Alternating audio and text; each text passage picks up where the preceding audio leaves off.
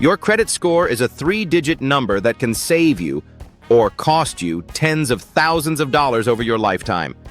It affects whether you get approved for an apartment, whether you qualify for a car loan, what interest rate you pay on a mortgage, even whether certain employers will hire you. And yet most people have no idea how it actually works. They know it exists. They know it matters. But nobody ever taught them how to build it, protect it, or use it to their advantage. That changes today. In this video, I'm going to show you exactly how credit works, how your score is calculated, and the step-by-step process to build strong credit from scratch, even if you're starting with zero credit history. Welcome to centsmart, where we make personal finance simple for people who are just getting started. Subscribe if you haven't already. New videos every week. Let's get into it. First, let's understand what a credit score actually is and why it exists. A credit score is a numerical representation of how likely you are to repay borrowed money. Lenders, banks, credit card companies, mortgage companies use it to decide whether to lend you money and at what interest rate. The most widely used credit score is the FICO score, which ranges from 300 to 850. Here's how the ranges break down. 300 to 579 is poor. At this level, you'll struggle to get approved for most credit products, and if you do, the interest rates will be extremely high.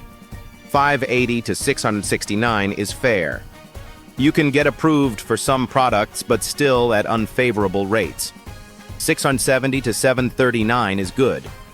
This is where most lenders start offering reasonable terms. 740 to 799 is very good. You'll qualify for competitive rates on most products. 800 and above is exceptional. This is the top tier. The best rates, easiest approvals, and most favorable terms available. The difference between a poor credit score and an exceptional one is not just a number. It's real money. On a 30-year mortgage of $300,000, someone with exceptional credit might pay 4% interest, while someone with poor credit pays 7%. That difference adds up to over $200,000 in extra interest over the life of the loan. Same house, same price, very different total cost. That's why your credit score matters. Now let's talk about how it's calculated. Your FICO score is made up of 5 factors, each weighted differently. Payment history is 35% of your score. This is the biggest factor by far. It simply asks, do you pay your bills on time? Every on-time payment builds your score. Every late payment damages it. A single payment that is 30 days late can drop your score by 50 to 100 points. This is the most important habit in all of credit building. Pay every bill on time every single month without exception. Credit utilization is 30% of your score. This is the percentage of your available credit that you're currently using. If you have a credit card with a $1,000 limit and you've spent $500, your utilization is 50%. Lenders like to see utilization below 30%, ideally below 10% for the highest scores. High utilization signals that you're relying heavily on credit, which makes lenders nervous. Length of credit history is 15% of your score. The longer your accounts have been open, the better. This is why it's generally a bad idea to close old credit card accounts even if you don't use them. Closing them shortens your average credit age and can drop your score. Credit mix is 10% of your score. Having different types of credit, a credit card, a car loan, a student loan, shows lenders you can handle various forms of debt responsibly.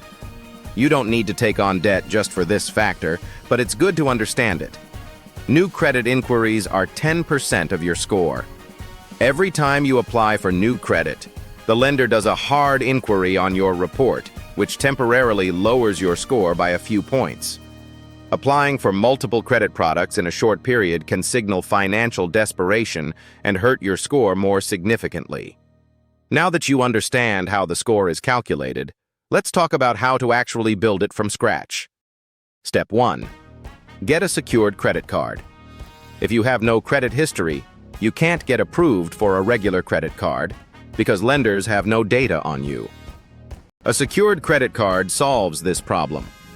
With a secured card, you deposit money up front, usually between $200 and $500, and that deposit becomes your credit limit. You use the card like a normal credit card, make purchases, and pay the bill every month. The card issuer reports your payment history to the credit bureaus, and you start building a credit history. The key to using a secured card correctly is simple. Use it for small, regular purchases, like a streaming subscription or gas, and pay the full balance every single month before the due date. Never carry a balance. Never miss a payment. After 6 to 12 months of responsible use, most secured card issuers will upgrade you to a regular unsecured card and return your deposit. Some of the best secured cards for beginners include the Discover It secured card and the Capital One Platinum secured card. Both report to all 3 major credit bureaus and have no annual fee or low fees. Step 2. Become an authorized user on someone else's account. If you have a family member or trusted friend with good credit and a long credit history, ask them to add you as an authorized user on one of their credit cards. You don't even need to use the card. Simply being listed as an authorized user means that account's history, including its age and payment record, gets added to your credit report. This can give your score a significant boost very quickly, especially if the primary account holder has a long history of on-time payments and low utilization. Step 3. Pay every bill on time, every time. We already covered this in the score breakdown, but it deserves its own step because it is that important. Set up automatic payments for every credit account you have. At minimum, set up the automatic minimum payment so you never miss a due date. Then manually pay the full balance before the statement closes. One missed payment can undo months of careful credit building. Automation removes human error from the equation. Use it. Step 4. Keep your utilization low. Once you have a credit card, keep your balance well below 30% of your limit at all times. Ideally, below 10%. Here's a practical tip. If your credit limit is $500, try to keep your balance below $50 at the time your statement closes, even if you spend more than that during the month. Pay down the balance before the statement date, not just before the due date. The balance reported to the credit bureaus is usually your statement balance, so lowering it before the statement closes improves your reported utilization. Step 5. Monitor your credit report regularly. Every American is entitled to one free credit report per year from each of the 3 major bureaus, Equifax, Experian, and TransUnion, through annualcreditreport.com. Check your report at least once a year for errors, fraudulent accounts, or inaccurate information. Errors on credit reports are more common than most people think. An account that doesn't belong to you, a late payment that was actually on time, a balance that's reported incorrectly. These errors can drag your score down significantly. If you find an error, you can dispute it directly with the credit bureau and have it corrected. Many banks and credit card companies now offer free credit score monitoring as part of their services. Take advantage of this. Knowing your score and tracking it over time helps you understand what's working and what isn't. Step 6. Be patient. Building credit takes time. There are no shortcuts. No service can legally remove accurate negative information from your credit report, despite what some credit repair companies claim. What they can do, you can do yourself for free. With a secured card and consistent on-time payments, most people see meaningful credit score improvement within 6 to 12 months. Getting from no credit to a good score, above 670, typically takes 1 to 2 years of responsible habits. Getting to an exceptional score above 800 takes longer, but it's absolutely achievable with the habits we've covered. Let's also talk about what not to do, because credit mistakes are easy to make and hard to fix. Don't miss payments. Even one late payment stays on your credit report for 7 years. Don't max out your credit cards. High utilization is one of the fastest ways to tank your score. Don't apply for multiple credit products at once. Each application triggers a hard inquiry, and multiple inquiries in a short period is a red flag to lenders. Don't close old accounts. Closing an account shortens your credit history and reduces your available credit, both of which hurt your score. Don't ignore your credit report. Errors and fraudulent accounts won't fix themselves. Check your report regularly and dispute anything that doesn't belong. So let's bring it all together. Your credit score is one of the most financially important numbers in your life, and building it is completely within your control. Get a secured credit card and use it responsibly. Become an authorized user on a trusted person's account if possible. Pay every bill on time, every month, without exception.